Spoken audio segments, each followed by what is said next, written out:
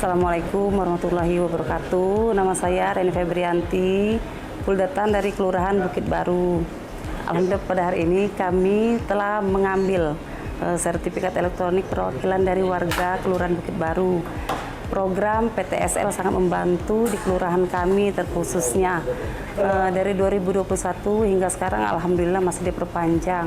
Ya, sangat membantu lebih gampang, tidak rumit.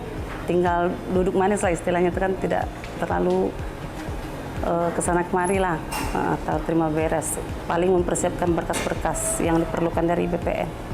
Ucapan kita kepada BPN, terima kasih banyak telah membantu warga kita, mempermudah untuk pembuatan sertifikat. Semoga harapan kami untuk kedepannya, semoga di tahun 2025 ini